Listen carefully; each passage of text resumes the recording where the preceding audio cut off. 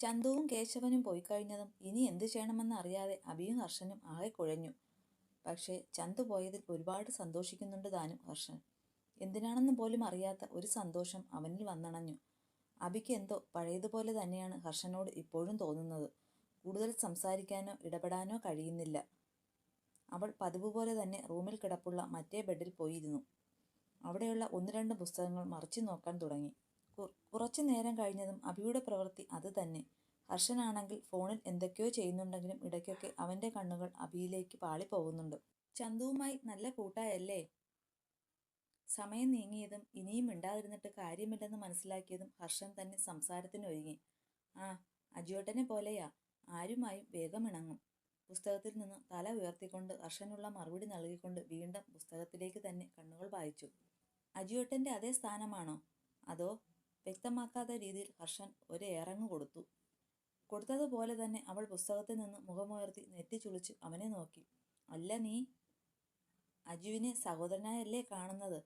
അതുപോലെ തന്നെയാണോ ചന്തുവിനെയും കാണുന്നതെന്ന് അവളുടെ കൂർപ്പിച്ചുള്ള നോട്ടം കണ്ടതും അവൻ ചോദ്യം വ്യക്തമാക്കി. കയ്യിലുള്ള പുസ്തകം അവൾ പൂട്ടി ബെഡിലേക്ക് വെച്ചുകൊണ്ട് അവനെ തന്നെ നോക്കി. നിങ്ങൾക്ക് എന്താ അറിയേണ്ടത്? ചന്തുവേട്ടൻ എനിക്ക് ആരാണെന്നോ? എന്നാൽ കേട്ടോ, അജിയോട്ടനെ പോലെ അജിയോട്ടനെ ഉണ്ടാകൂ. ഒരേ രക്തത്തിൽ പിറക്കാതെ പോയ സഹോദരനാണ് എനിക്ക് അജിയോട്ടൻ. ആ സ്ഥാനത്തേക്ക് മറ്റൊരാളും കൂടി വേണ്ട. ചന്തുവേട്ടന് ഞാൻ ആ സ്ഥാനവും കൊടുക്കുന്നില്ല. പക്ഷേ ഒന്നുണ്ട്, പറയാൻ പറ്റാത്ത ഒരു സ്ഥാനം എൻ്റെ മനസ്സിൽ ചന്തുവേട്ടനുണ്ട്. ഇനി നിങ്ങൾക്ക് എന്തെങ്കിലും അറിയണോ? ചോദ്യത്തോടെ അവൾ ഒരിക്കൽ കൂടി ഹർഷനെ നോക്കി. അവളുടെ മറുപടി കേട്ടതും ഹർഷൻ അവളെ ഒന്ന് രൂക്ഷത്തോടെ നോക്കിക്കൊണ്ട് ഇരുന്നിടത്ത് നിന്ന് എഴുന്നേറ്റ് വാതിൽ തുറന്നു വലിച്ചടച്ച് പുറത്തേക്ക് ഒറ്റപ്പോക്കായിരുന്നു. അവൻ പോയ വഴിയെ അവൾ അതിശയത്തോടെ നോക്കി നിന്നു. ഇങ്ങേർക്കിതെന്തു പറ്റി? വന്നപ്പോൾ തൊട്ട് അവൾ ശ്രദ്ധിക്കുന്നതുമാണ്. ചന്തോട്ടനോട് സംസാരിക്കുമ്പോഴും ഇടപഴകുമ്പോഴുമൊക്കെ ഇടങ്ങണ്ണാലെ നോക്കുന്നവനെയും അവൾ ശ്രദ്ധിച്ചിരുന്നു. എന്തിനൊക്കെയോ അവളുടെ ചുണ്ടിലും പുഞ്ചിരി വിരിഞ്ഞു. എന്നിട്ട് ഹർഷൻ എന്തു പറഞ്ഞു? എയർപോർട്ടിൽ നിന്ന് മീനാക്ഷിയെയും പൂജയെയും പിക്ക് ചെയ്ത് മാധവൻ വരികയാണ്. അതിനിടയിൽ ഓരോ കാര്യങ്ങൾ പറയുന്നതിനിടയിൽ അഭിയെ ചന്തുവിനു വേണ്ടി ആലോചിച്ചത് മാധവൻ പറയുകയുണ്ടായി. ഓരോന്ന് കേട്ടതും ആവേശത്തോടെ പൂജ ചോദിക്കുകയാണ്. എന്തു പറയാൻ? മുഖം വണ്ണത്തിലാക്കി നടക്കുന്നുണ്ടായിരുന്നു. ഞാൻ അങ്ങോട്ട് നോക്കാനേ പോയില്ല. ചെറുചിരിയോടെ ഡ്രൈവ് ചെയ്തുകൊണ്ട് മാധവൻ പറഞ്ഞു. അതേസമയം ഹർഷന്റെ ആ നേരത്തെ മുഖഭാവവും മാധവന്റെ മനസ്സിലേക്ക് കടന്നു വന്നു. എന്നിട്ടവർ സീരിയസ് ആയിട്ടാണോ കല്യാണാലോചനയുമായി വന്നത്? ചന്തുവേട്ടനും താല്പര്യമുണ്ടോ? വീണ്ടും പൂജയുടെ പക്കൽ നിന്ന് ചോദ്യം വന്നു. എന്തോ അവൾക്ക് ഈ വിവാഹാലോചനയോട് അത്ര താല്പര്യം തോന്നിയില്ല. ഇല്ല, ചന്തുവിനോട് ചോദിച്ചിട്ടില്ലെന്നാണ് കേശവൻ പറഞ്ഞത്. അവന്റെ മനസ്സിൽ ഇനി അങ്ങനെ വല്ല ആഗ്രഹമോ ഉണ്ടോ എന്ന് അറിയില്ല. അതിനു മുമ്പേ ഞാൻ അഭിയെക്കുറിച്ച് എല്ലാം പറഞ്ഞു കൊടുത്തു. നല്ലതുപോലെ ആഗ്രഹിച്ചിട്ട് അവസാനം ഇങ്ങനൊരു കാര്യം അറിഞ്ഞ് ഒഴിവാക്കുന്നതിനേക്കാൾ നല്ലത് ആദ്യമേ എല്ലാം പറയുന്നതല്ലേ. അതുമല്ല അഭിയോട് പറഞ്ഞിട്ടല്ല ഇങ്ങനെ ഒരു ആലോചന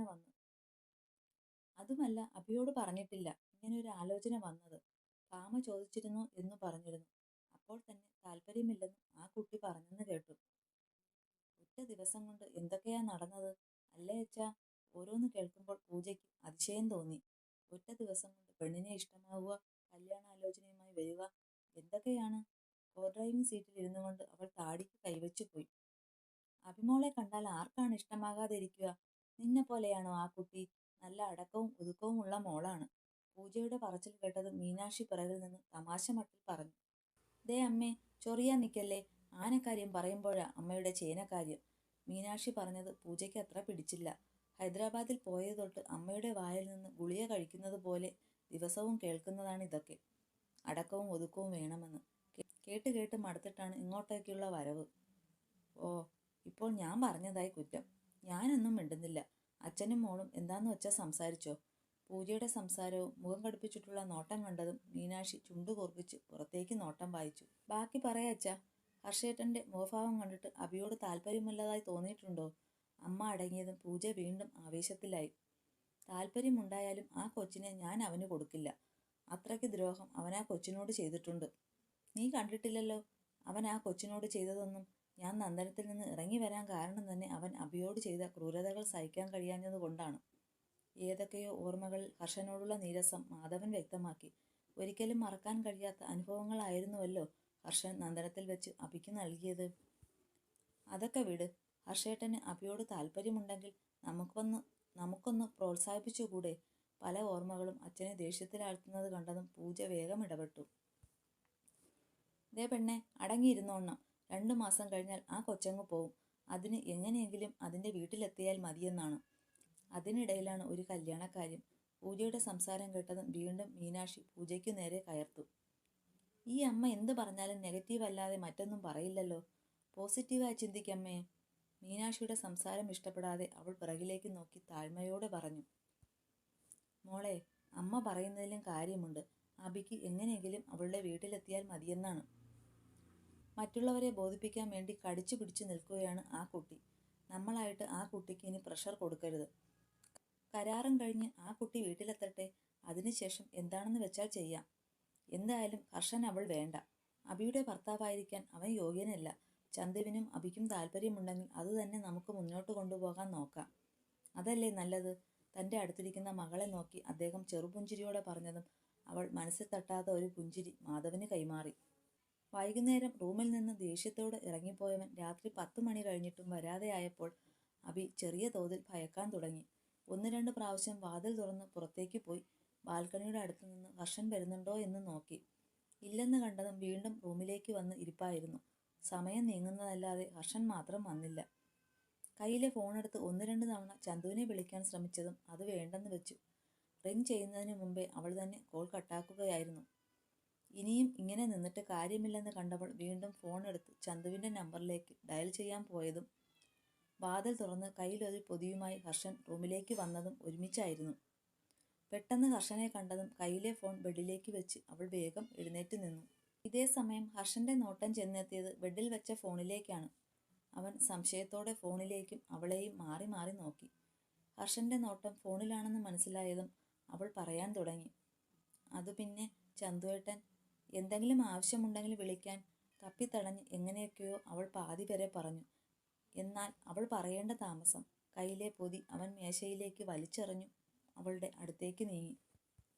നിനക്കെന്തെങ്കിലും ആവശ്യമുണ്ടെങ്കിൽ എന്നോട് പറയണമെടി. അവൻ ആരാ നിനക്ക് ഫോണൊക്കെ തരാൻ? നിന്റെ കെട്ടിയവനാണോ? എന്തോ വീണ്ടും വീണ്ടും ചന്തുവിൻ്റെ പേര് കേൾക്കുമ്പോൾ ഹർഷന് രക്തം തിളച്ചു വന്നു. അതിനെന്നോണം അവൻ്റെ കണ്ണുകളിൽ ചുവപ്പ് രാശി പടർന്നു. ഇതേ സമയം കുറച്ചു ദിവസങ്ങൾക്ക് ശേഷം വീണ്ടും ഹർഷന്റെ രൗദ്രഭാവം കണ്ടതും അബി വിറച്ചുപോയി. ഞാൻ അറിയാതെ ചന്തുവേട്ടൻ നിർബന്ധിച്ചപ്പോൾ അവളുടെ ഭയം കൂടി വരുന്നതിനനുസരിച്ച് കാര്യങ്ങൾ വിശദമാക്കാനും അവൾ ശ്രമിച്ചു. അവൻ നിർബന്ധിച്ചാൽ ഉടനെ വാങ്ങിക്കാൻ നീ ആരാടി അവൻ്റെ? നീ ഇപ്പോഴും മറന്നുപോകുന്നു. നീ എൻ്റെ ഭാര്യയാണ്. ആരുടെ കയ്യിൽ നിന്ന് എന്ത് വാങ്ങണമെങ്കിലും നീ എന്നോട് അനുവാദം ചോദിക്കണം. അവളുടെ ഒരു ചന്തുവേട്ടൻ. ഇനി നിനക്ക് ഞാൻ ഡൈവോഴ്സ് തന്നില്ലെങ്കിൽ ജീവിതകാലം മുഴുവൻ നീ എൻ്റെ ഭാര്യയായിരിക്കും. ആ ഒരു ഓർമ്മ നിനക്ക് എപ്പോഴും വേണം. അവൻ്റെ ഒരു ഫോൺ. ദേഷ്യത്തോടെ അബിയോട് പറഞ്ഞുകൊണ്ട് ബെഡിലുള്ള ഫോൺ എടുത്ത് ഹർഷൻ നിലത്തേക്ക് ഒറ്റയേറായിരുന്നു. അച്ചുവേട്ടാ. അവൻ്റെ പ്രവൃത്തി ഇഷ്ടമാകാതെ അവൾ ഉറക്കെ വിളിച്ചു. ആ സമയമാണ് ഇപ്പോൾ താൻ എന്തൊക്കെയാ പറഞ്ഞതും പ്രവർത്തിച്ചതും എന്നൊക്കെ ഹർഷന്റെ മൈൻഡിലേക്ക് കടന്നു വന്നത്. അവൻ തലയൊന്നാകെ കുടഞ്ഞു. തൻ്റെ മുന്നിൽ നിൽക്കുന്ന അബിയെ നോക്കി. സോറി, ഇനി ഇങ്ങനെയൊന്നും ഉണ്ടാകില്ല. ചന്തുവേട്ടൻ നിർബന്ധിച്ചപ്പോൾ ഞാൻ വാങ്ങിച്ചു പോയതാണ്. പ്ലീസ് എന്നെ വഴക്ക് പറയല്ലേ. എന്നെ ഉപദ്രവിക്കരുതേ. ഞാൻ നിങ്ങൾ പറഞ്ഞതുപോലെ ഇനി 2 മാസം ജീവിച്ചോളാം. പ്ലീസ്. അവളുടെ മനസ്സിലേക്ക് ഡൈവോഴ്സ് തരില്ലെന്ന് ഹർഷൻ പറഞ്ഞത് കടന്നു വന്നതും ഇപ്പോൾ ഈ പ്രതിസന്ധി മറികടക്കുകയാണ് വേണ്ടതെന്ന് മനസ്സിലാക്കിയവൾ അവനോട് കൂപ്പുകൈയോടെ മാപ്പ് പറഞ്ഞു. ഇനി 2 മാസം. ഈ മനുഷ്യന്റെ ജീവിതത്തിൽ നിന്ന് എന്നേക്കുമായുള്ള തൻ്റെ മോചനം. അതിനെന്തെങ്കിലും തടസ്സം വന്നാൽ? ഒരു വേള അബിയുടെ ചിന്തകൾ പല വിധത്തിലേക്ക് കടന്നുപോയി. അതിനെന്നോണം അവളുടെ കണ്ണുകൾ വീണ്ടും ഇറനണിയാൻ തുടങ്ങി. ഞാൻ സോറി അറിയാതെ തൻ്റെ മുന്നിൽ നിന്ന് കണ്ണീർ വാർക്കുന്നവളെ കണ്ടതും ഇതുവരെ തോന്നാത്ത പശ്ചാത്താപം അവന് തോന്നി. അബി, സോറി. അവളുടെ അടുത്തേക്ക് ഹർഷൻ 2 അടി വെച്ചതും അവൾ പിറകിലേക്ക് നീങ്ങിയിരുന്നു. സോറി അബി. ഞാൻ അപ്പോഴുള്ള ദേഷ്യത്തിന്. താൻ ചെയ്ത പ്രവൃത്തിയിൽ അവൻ സ്വയം തലക്കിട്ട് കൊട്ടിപ്പോയി. ഇതേ സമയം ഇപ്പോഴുള്ള ഹർഷന്റെ സോറി പറച്ചിലൊക്കെയും അവൾക്കൊരു പുതുമയുള്ള കാഴ്ചയായിരുന്നു. എത്ര ഉപദ്രവിച്ചാലും കുറ്റപ്പെടുത്തിയാലും പുച്ഛത്തോടെ നോക്കുന്നവൻ ഇന്ന് തന്നോട് സോറി പറയുന്നു. കണ്ണീരിനിടയിലും അവൾ ഹർഷനെ തന്നെ നോക്കി നിന്നു. അവൻ്റെ പ്രവൃത്തിയും സംസാരവും അവൾക്ക് ഭയത്തിലേറെ മറ്റെന്തൊക്കെയോ തലങ്ങളിലേക്ക് എത്തുന്നു. അബി പ്ലീസ്. ലിസൺ, ഞാൻ അപ്പോഴുള്ള ദേഷ്യത്തിന് നിനക്ക് ഫോൺ വേണമെങ്കിൽ എന്നോട് പറയണമായിരുന്നു. നീ എന്തിനാ അവനോട് ഫോൺ വാങ്ങിച്ചത്? പെട്ടെന്ന് നിന്റെ കയ്യിൽ ഫോൺ കണ്ടപ്പോൾ. സോറി. ഹർഷൻ ഒരിക്കൽ കൂടി സോറി പറഞ്ഞുകൊണ്ട് അവളുടെ അടുത്തേക്ക് നീങ്ങി. എന്നോട് ഫോൺ യൂസ് ചെയ്തതെന്ന് അച്ചോട്ടൻ തന്നെയല്ലേ പറഞ്ഞത്? ദേഷ്യത്തിൽ നിന്ന് അവൻ്റെ സംസാരം പതിഞ്ഞ രീതിയിലായതും പെണ്ണ് അവന് നേരെ ചോദ്യമുയർത്തി. എന്നിട്ടിപ്പോൾ യൂസ് ചെയ്തതോ? അതു പിന്നെ ചന്തുവേട്ടൻ വന്നപ്പോൾ ഇവിടെ എൻ്റെ അടുത്ത് ആരെയും കാണാത്തതുകൊണ്ട് എന്നോട് അന്വേഷിച്ചപ്പോൾ അച്ചോട്ടൻ പുറത്തു പോയിട്ടുണ്ടെന്ന് പറഞ്ഞപ്പോൾ അച്ചോട്ടൻ്റെ ഫോണിൽ ചന്തുവേട്ടൻ കുറേ ട്രൈ ചെയ്തതാ. അത്യാവശ്യമായി ഓഫീസിൽ പോകേണ്ടത് കൊണ്ട് ഇവിടുത്തെ കാര്യം അന്വേഷിക്കാൻ വേണ്ടി തന്ന ഫോണാണത്. എൻ്റെ നേർക്ക് നീട്ടുമ്പോൾ എങ്ങനെയാ വേണ്ടെന്ന് പറയുക? ഞാൻ ആ ഫോണിൽ നിന്ന് അച്ചോട്ടനെയും വിളിച്ചിരുന്നു. ഫോൺ സ്വിച്ച് ഓഫ് ആയതുകൊണ്ട് ചന്തുവേട്ടനെ വിളിക്കാൻ തുടങ്ങുമ്പോഴാ അച്ചോട്ടൻ കയറി വന്നത്. അവൾ എങ്ങനെയൊക്കെയോ നടന്നത് അവനോട് പറഞ്ഞു. കാര്യങ്ങൾ കേട്ടതും താഴെ ചിന്നിച്ചിതറിയിരിക്കുന്ന ഫോണിലേക്ക് ഹർഷൻ്റെ നോട്ടം ചെന്നെത്തി. ഇനി ഒരിക്കലും യൂസ് ചെയ്യാൻ പറ്റാത്ത രീതിയിൽ ആയിരിക്കുന്നു ഫോൺ. അവനൊന്ന് അഭിയെ നോക്കിക്കൊണ്ട് കുനിഞ്ഞിരുന്ന് വീണ് കിടക്കുന്ന ഫോണിൻ്റെ അവശിഷ്ടങ്ങൾ കയ്യിലേക്ക് പറക്കിയെടുത്തു. നാളെ പുതിയത് വാങ്ങിക്കാം. എല്ലാം പെറുക്കിയെടുത്ത് എഴുന്നേറ്റ് നിന്ന് പുഞ്ചിരിയോടെ അവളെ നോക്കി പറഞ്ഞുകൊണ്ട് ഫോണിൻ്റെ കഷ്ണങ്ങൾ മേശയുടെ മുകളിലേക്ക് അവൻ എടുത്തു വച്ചു. ഒപ്പം മേശയുടെ മുകളിൽ നേരത്തെ എറിഞ്ഞിരുന്ന ഭക്ഷണപ്പൊതിയും അവൻ കയ്യിലേക്ക് എടുത്തു. ഫോൺ അവൾ ഉപയോഗിച്ചതല്ല, ചന്തുവാണ് അവൾക്ക് ഫോൺ കൊടുത്തത് എന്നതറിഞ്ഞതിലുള്ള ദേഷ്യമാണ് അവനെ കൂടുതൽ ദേഷ്യത്തിലാഴ്ത്തിയത്. വിശക്കുന്നില്ലേ? കഴിക്കാം. പൊതി കയ്യിലേക്ക് എടുക്കുന്നതിനോടൊപ്പം ഇപ്പോഴും അതേ സ്ഥാനത്ത് നിൽക്കുന്ന അഭിയോട് അവൻ ചെറുപുഞ്ചിരിയോടെ ചോദിച്ചു. അവൻ ചോദിച്ചതും അവൾ അതിശയത്തോടെ തലയാട്ടി. ഇത്രയും നാളും താൻ കണ്ട ഹർഷൻ തന്നെയാണോ തൻ്റെ മുന്നിൽ എന്ന് പോലും അഭി ചിന്തിച്ചുപോയി. അവളുടെ അതിശയം അവളുടെ മുഖത്തും പ്രകടമാകുന്നുണ്ട്. ആദ്യമായിട്ടാണ് അവൾ സ്നേഹത്തോടെ പെരുമാറുന്ന ഹർഷനെ കാണുന്നത്. അതിൻ്റെ പകപ്പ് നല്ലതുപോലെ പെണ്ണിനുണ്ട് താനും. അതിനെന്നോണം അവളുടെ കണ്ണുകൾ പോലും മിഴിഞ്ഞുപോയി. ഭക്ഷണം കഴിക്കുമ്പോഴൊക്കെ ഇടം കണ്ണാലെ ഹർഷൻ ഇടയ്ക്കൊക്കെ അഭിയെ നോക്കുന്നുണ്ട്. അവൾ മറ്റൊന്നും ചിന്തിക്കാതെ ഭക്ഷണം കഴിക്കുകയാണ്. അവളുടെ കഴിപ്പിൽ നിന്ന് ഹർഷന് മനസ്സിലായി അഭിക്ക് നല്ലതുപോലെ വിശന്നിരുന്നുവെന്ന്. ഭക്ഷണം കഴിച്ചു കഴിഞ്ഞു പാത്രമൊക്കെ കഴുകി വെച്ച് രണ്ടുപേരും കിടക്കാനായി ബെഡ് ഒരുക്കുന്നതിനിടയിലാണ് പെട്ടെന്ന് വാതിലിന് മുട്ടുകേട്ടത്. ഈ സമയത്ത് ആരാണാവോ എന്ന സംശയത്തോടെ വാതിൽ തുറക്കാൻ ഹർഷൻ പോയി. രാവിലെ 6 മണിക്ക് രാജേന്ദ്രൻ സാറിനെ റൂമിലേക്ക് ഷിഫ്റ്റ് ചെയ്യും. വാതിൽ തുറന്നതും ചെറുപുഞ്ചിരിയോടെ നഴ്സ് ഹർഷനോട് പറഞ്ഞു. ഓക്കെ, വേറെ എന്തെങ്കിലും? No sir. പറഞ്ഞതും നഴ്സ് അവിടെ നിന്നും പോയിരുന്നു. നഴ്സ് പോയതും വാതിൽ വീണ്ടും അടച്ചു കുറ്റിയിട്ടുകൊണ്ട് അവൻ ബെഡിലേക്ക് വന്നിരുന്നു. അപ്പോഴേക്കും ഓപ്പോസിറ്റുള്ള ബെഡിൽ അഭി കണ്ണുകൾ അടച്ചു കിടന്നിരുന്നു. ഇത്ര പെട്ടെന്ന് കിടന്നോ? പതിയെ പറഞ്ഞുകൊണ്ട് സംശയത്തോടെ അവളെ നോക്കാതിരുന്നില്ല ഹർഷൻ. അവനും പിന്നെ വെറുതെ ഇരുന്നില്ല. കൊണ്ടുവന്ന ലാപ്ടോപ്പ് തുറന്നു തൻ്റെ ജോലിയിലേക്ക് കടന്നിരുന്നു. അഭി കണ്ണുകൾ അടച്ചിരുന്നെങ്കിൽ അവളുടെ ചിന്തകൾ മുഴുവൻ പോയത് ഇന്നലെ ഭാമ പറഞ്ഞ കാര്യങ്ങളിലേക്കായിരുന്നു. രാവിലെ രാജേന്ദ്രനെ റൂമിലേക്ക് ഷിഫ്റ്റ് ചെയ്യും എന്ന് നഴ്സ് വന്ന് പറഞ്ഞപ്പോൾ അവൾക്ക് എന്തിനൊക്കെയോ വെപ്രാളം തോന്നിപ്പോയി. ഹർഷൻ അത് മനസ്സിലാക്കാതിരിക്കാൻ കൂടിയാണ് അവൾ വേഗം കണ്ണുകൾ അടച്ചു കിടന്നത്. ഭാമേച്ചി ഇന്നലെ പറഞ്ഞ രാജേന്ദ്രൻ മാമയുടെ പ്രണയിനിയിൽ എൻ്റെ അമ്മയുടെ മുഖം എവിടെയൊക്കെയോ താൻ കണ്ടിരിക്കുന്നു. അമ്മച്ചനും അമ്മയും തമ്മിലുള്ള ബഹളത്തിനിടയിൽ അമ്മച്ചൻ ഏതോ തറവാട്ടിലെ കാര്യസ്ഥൻ ആയിരുന്നുവെന്നും അമ്മ കാരണമാണ് നല്ലൊരു ജീവിതം ഇല്ലാതായതെന്നുമൊക്കെ പറഞ്ഞും അമ്മച്ചൻ അമ്മയോട് വഴക്ക് കൂടിയത് അവൾ ഓർക്കുന്നു. എല്ലാം കൂട്ടി വായിക്കുമ്പോൾ എവിടെയൊക്കെയോ ഭാമേച്ചി ഇന്നലെ പറഞ്ഞതൊക്കെയുമായി സാമ്യമുള്ളതുപോലെ. ചിലപ്പോൾ തൻ്റെ തോന്നലാകുമോ? പക്ഷേ സർട്ടിഫിക്കറ്റിലുള്ള അമ്മയുടെ പേരാണല്ലോ ഭാമേച്ചി ഇന്നലെ പറഞ്ഞത്.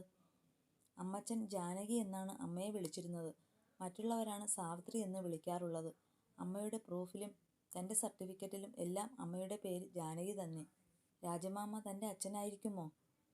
ചേ, താൻ എന്ത് വിഡിത്തമാണ് ചിന്തിച്ചു കൂട്ടുന്നത്? സ്വപ്നം കാണാൻ പോലും കഴിയാത്ത ഉയരത്തിലുള്ള ഒരാളെ താൻ അച്ഛനാണെന്ന് ഉപമിക്കുകയോ? ഓരോന്ന് ഓർത്തപ്പോൾ സ്വയം കുറ്റബോധം തോന്നിപ്പോയി അഭിക്ക്. പക്ഷേ എന്നാലും അവളുടെ മനസ്സ് എവിടെയൊക്കെ ആഗ്രഹിച്ചു പോകുന്നു രാജമാമ തൻ്റെ അച്ഛനായിരുന്നുവെങ്കിലെന്ന്.